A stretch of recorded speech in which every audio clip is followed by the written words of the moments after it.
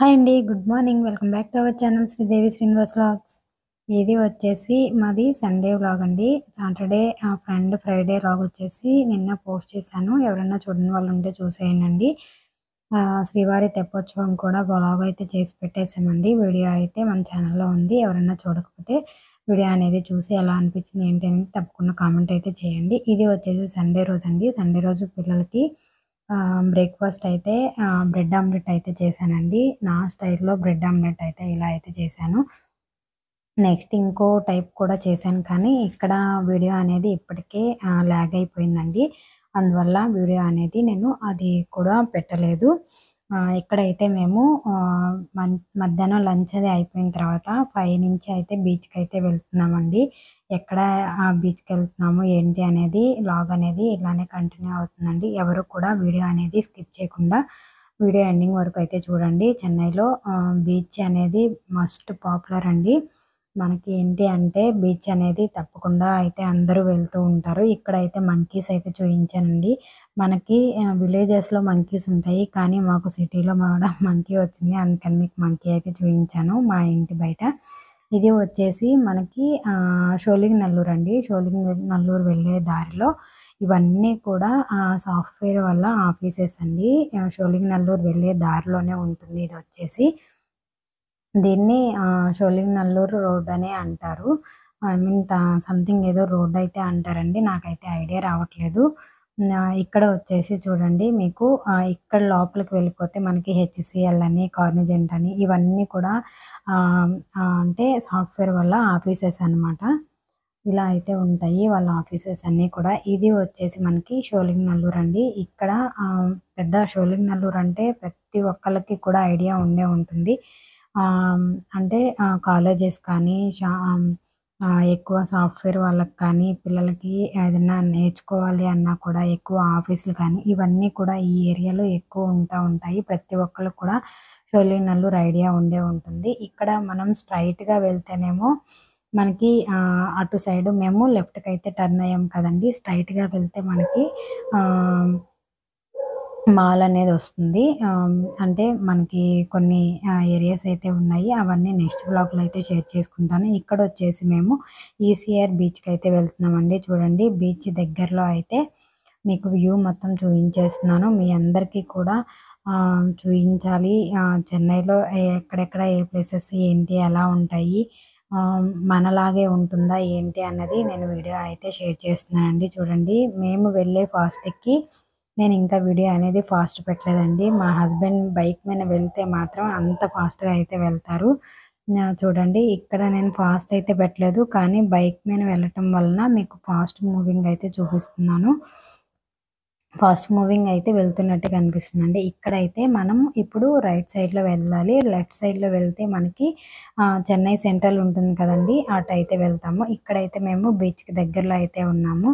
చూడండి పిల్లల్ని ఏంటంటే ఎప్పటినుంచో బీచ్‌కి అని అడుగుతున్నారండి. అందుకని మేము ఈ సండే అయితే పిల్లల్ని మండే రోజు పిల్లలకి హాలిడే అయితే ఉంది కానీ మా హస్బెండ్‌కి హాలిడే లేదనమాట. అందుకని సండే రోజే పిల్లల్ని ఈవినింగ్ 5 నుంచి అయితే మేము మూవ్ అయ్యామండి ఇంటి దగ్గర నుంచి. మాకు 40 మినిట్స్ అయితే పడుతుంది బైక్ మీద అయితే. బస్సులో ట్రావెల్ చేయాలి అనుకుంటే 1½ అవర్, 1 అవర్ అయితే ఖచ్చితంగా పడుతుంది. ముందు మనకి ఈ వ్లాగ్‌లో అక్కడ ఫోటోషూట్ అయితే జరుగుతుంది. ఎవరో కొత్తగా మ్యారేజ్ చేసుకున్న వాళ్ళు. అక్కడ ఏదో ఫోటోషూట్ అయితే జరుగుతుందండి. ఇక్కడైతే మనం బీచ్‌కి దగ్గరలో అయితే ఉన్నాము. వ్యూ అయితే చూపించేస్తున్నాను చూడండి. పిల్లలు ఫస్ట్ బైక్ దిగక ముందే అయితే అరుపులైతే స్టార్ట్ చేశారు. మీకు సౌండ్ అనేది కనిపిస్తుంది కదా! వినిపిస్తుంది సౌండ్ అనేది. చూడండి ఈ పిల్లలు మా చిన్న బాబు అయితే ఇక్కడి నుంచే స్టార్ట్ చేశాడు ఆడుకోవటం, ఇసుకలో ఆడుకోవటం. మాకు ఏంటి అంటే పల్లెటూరులో అయితే ఇసుక అలా ఉంటుందండి. కానీ ఇక్కడ పిల్లలు బీచ్‌కని 2 మంత్స్ నుంచి అయితే బాగా గొడవ చేస్తున్నారు. అందువల్ల పిల్లలకి కొంచెం ఈ సీజన్ వచ్చింది కాబట్టి వాటర్‌లో తిప్పటం వలన ఎంతగా జలుబు చెయ్యదు అని చెప్పేసి ఈ సండే అయితే పిల్లల్ని బీచ్‌కైతే తీసుకెళ్ళాము. మండే హాలిడే ఉన్నా కూడా పిల్లలకి మా హస్బెండ్‌కి హాలిడే లేకపోవటం వలన సండే అని అయితే తీసుకెళ్ళామండి. చూడండి వ్యూ అయితే సూపర్ అయితే ఉంటుంది. ఈ సమ్మర్‌లో ప్రతి ఒక్కళ్ళు కూడా ఇలా బీచ్‌లో ఎంజాయ్ చేయటానికి కానీ అందరూ కూడా ఇష్టపడతారు కదా! మనకైతే సూపర్ క్లైమేట్ అండి ఇది వచ్చేసి. చాలా అయితే బావుంటుంది. ఇక్కడ మనకేంటి అంటే పిల్లలు ఆడుకోవటానికి కానీ ఇవన్నీ కూడా ఉంటాయి. లాస్ట్ టైం మేము వెళ్ళినప్పుడైతే ఎగ్జిబిషన్‌లా కూడా ఉందండి.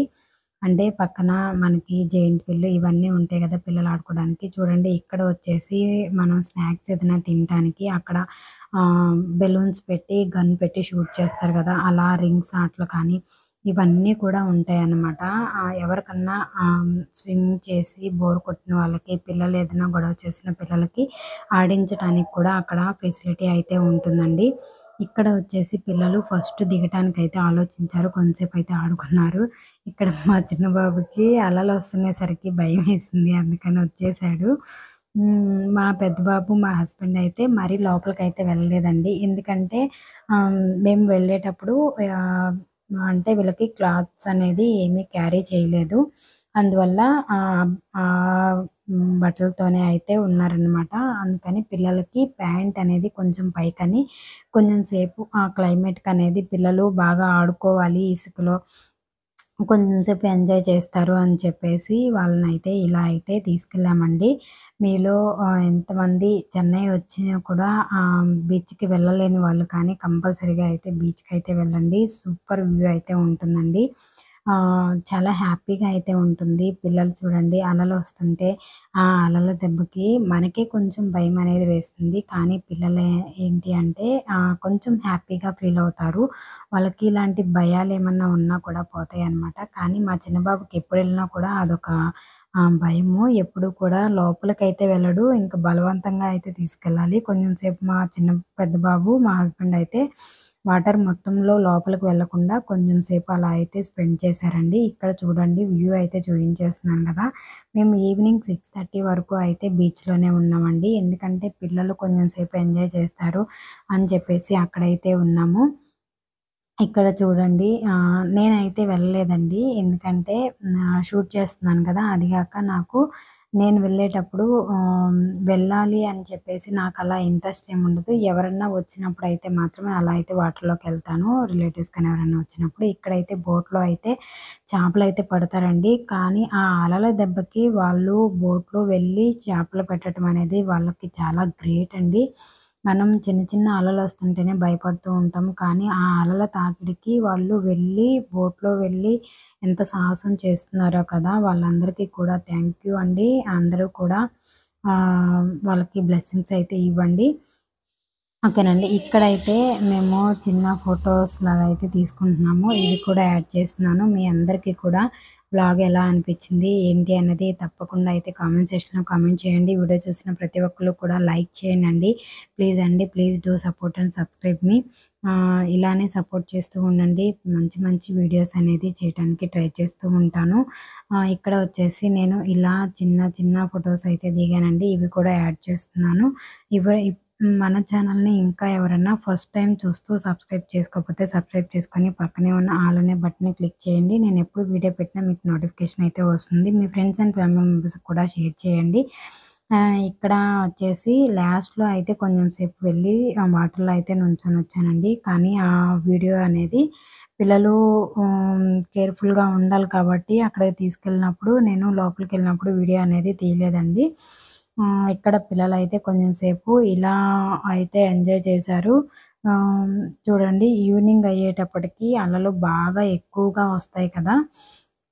ఈవినింగ్ టైంలో కొంచెం మనం ఆ అలల వాటికి కొంచెం భయమనేది వేస్తుంది. కానీ ఎలాంటి ఇబ్బందయితే ఉండదండి. అందరూ కూడా ఎంజాయ్ చేయండి. సమ్మర్ అనేది వచ్చేసింది కాబట్టి కేర్‌ఫుల్‌గా ఉండండి. Please do support and subscribe me. Thank you for watching. Next ఇంకో వీడియోలతో మళ్ళీ కలుసుకుందాం. Take care. By by.